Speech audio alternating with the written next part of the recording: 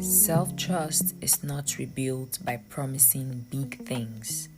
It is rebuilt by keeping smaller agreements until your system believes you again. That sentence may seem quiet, but it is strong because many people do not have trust issues only with others. They have trust issues with themselves. They have promised themselves too many things and have not followed through. I will not go back, but they went back. I will start on Monday. Monday came and nothing happened. I will stop over-explaining. Well, guess what? One message entered and the court affidavit started all over again. I will rest this weekend, but Sunday evening, they were more tired than even Friday night. I'll save money this month. Pressure came, family came, impulse came, even guilt came, and all the money, it left. After a while, something inside stops believing the promises, not because the person is bad, but because the system has seen the pattern. Welcome to Inside the Design by Innocent Minds. In episode 23, we looked at why discipline breaks down without safety. We saw that discipline should not become your new cane. It should become your support system. Today in episode 24, we're looking at how to build trust with yourself again. This is a tender one because when self-trust breaks, people often hide it. They look responsible outside, they advise others, they still show up for work, they still post good thoughts, they start attending church, mosque, meetings, trainings, family events, but deep inside, there is a private disappointment. A quiet voice keeps saying, "You always do this. You will not keep it. You know yourself. You will start and stop again." That voice can become cruel. When it becomes cruel, the person may stop trying deeply. They still wish, they still hope, they still talk, but inside they are already expecting themselves to fail. That is a painful place to live. Self-trust is not confidence. Confidence says, "I can do this." Self-trust says, "I can rely on myself to return, repair, and continue." Confidence may be loud. Self-trust is often quiet. Confidence can perform. Self-trust can stand when nobody is watching. This is why some confident people still do not trust themselves. They can speak on stage, they can lead meetings, run a business, counsel others, carry a family, handle crisis, but with their own private agreements, they struggle. Their public competence is strong, but their private reliability is wounded. But let's not mock that.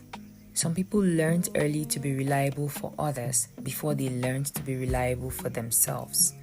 Family needed them, school rewarded them, work used them, church depended on them, and community praised them. Mother called, father expected, siblings waited, clients needed, and staff demanded. So it was always focused on other people. They became good at keeping promises to everybody else, but the promise to self kept being postponed. After a while, self stopped trusting. So how does self-trust break? First, through repeated self-abandonment. You know what you need, but you keep choosing what keeps others comfortable. You say yes when the body says no. You stay when peace says leave. You speak softly when truth needs firmness. You carry what should be shared all by yourself. Second, through big promises without structure. I will change everything. I will never do this again. From now on, I'll be disciplined. But where's the plan? No environment change, no support, no smaller agreement, no access redesign, just emotion. Now, emotion can open the door, but structure must keep it open. Third, through shame after failure. You miss one day and you insult yourself for 10 days. You return once and you call yourself useless. You make one mistake and you collapse the whole agreement. That kind of shame does not rebuild trust. It teaches the system that trying is dangerous. Fourth, through ignoring capacity. You make agreements from your ambition, but not from your energy. You plan like a machine. You live like a tired human. By day 4, the plan breaks, and then you blame the character when the problem was the design. Fifth, through unclear standards. You do not define what keeping the agreement means, so everything becomes vague. I'll do better. What does better mean? I'll rest more. Fine, but what does rest actually mean? I'll manage money. How? I'll be consistent. With what? When? How often? Where? All these are very important questions that needs to be asked. Vague promises create vague guilt. Clear agreements create clear evidence. So how do you rebuild self-trust? First, stop making dramatic promises to a system that no longer believes drama. If you have broken many promises to yourself, your system may not trust big declarations anymore. And that's okay. Start smaller. Not because you're small, but because trust needs proof. Second, choose one tiny agreement. Tiny. Almost embarrassingly simple.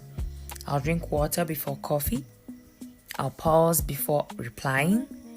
I'll write 3 lines every day. I'll walk for 10 minutes. I'll sleep 30 minutes earlier. I'll save one small amount. I will not check that person's status tonight. I'll pray honestly for 5 minutes and not perform spirituality. Just something small, but small enough to keep, clear enough to measure, and meaningful enough to matter. Third, keep it without drama. No trumpets, no public announcements, no pressure to impress. Just keep it quietly. Some of the deepest rebuilding happens without witnesses. Yeah. Fourth, record evidence. Write it. I kept it today. That line may look simple, but the self needs to witness reliability. Remember episode 17? Identity changes through repeated evidence in small moments. Self-trust also returns through evidence. Fifth, repair quickly when you miss. Do not disappear from yourself because you missed one day. No. You can say, I missed it. What happened? What needs adjustment? What is the next small return? And then you go back. You return. Return is one of the strongest languages of self-trust. Not perfection, but just return. A person who can return is not finished. A person who can repair is not lost. A person who can tell the truth without insulting themselves is already rebuilding. And that's a plus. Sixth, stop using shame as accountability. Shame says you failed again. Structure says what broke down. Shame says you're useless. Structure says what support was missing. Shame says you would never change. Structure says what evidence can we create next. Inside Innocent Minds architecture, we do not only ask what went wrong, we ask what produced it. What state were you in? What meaning did the situation carry? What access was open? What pressure was present? What old pattern got activated at that moment? What structure was missing? That is how we redesign.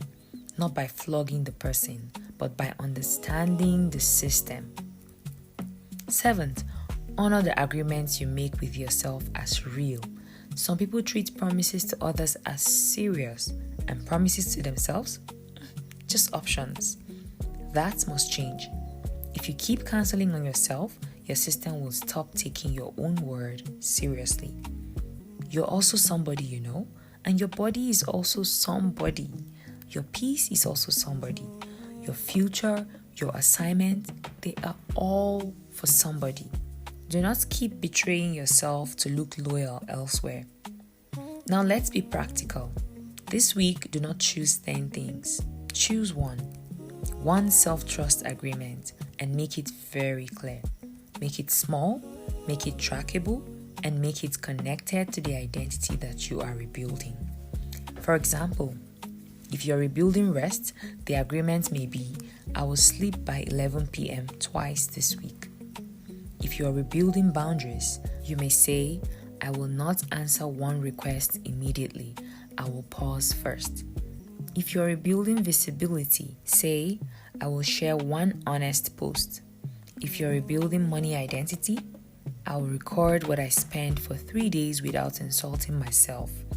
If you are rebuilding communication, you can say, I will say one clear sentence without overexplaining. Then, track it. Not for punishment, but for proof. At the end of the week, ask yourself, what did I keep?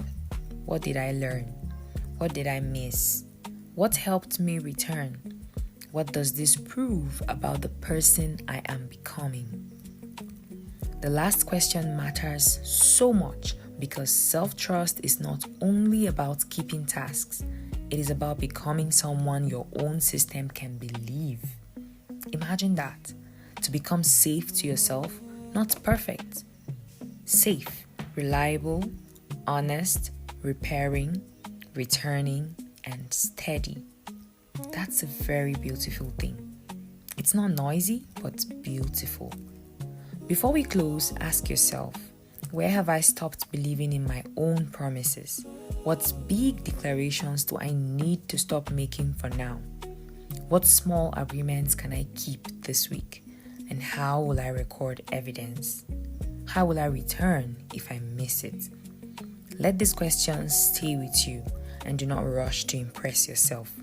Just begin to rebuild trust gently, brick by brick, promise by promise, return by return. If this episode helped you to see self-trust differently, share it with someone who needs to stop attacking themselves and start keeping smaller agreements. Subscribe on YouTube, follow on Spotify, and leave one word in the comments. Trust. Not perfect trust, but rebuilding trust. The kind that returns after disappointment and says, we can begin again, but this time with structure. If this touched something private, send a message to the Innocent Minds team with the word trust. We may ask a few questions to know whether a private clarity conversation can help you understand where self-trust broke, what pattern keeps breaking it, and what small structure can help you rebuild it. No pressure, no public exposure, just a careful place to begin again with honesty. This has been Inside the Design by Innocent Minds, episode 24. How to build trust with yourself again. Next, we will look at when the new you still feels unfamiliar. Because sometimes you are not going backward. You're simply learning to live inside a version of yourself that the system has not known for long.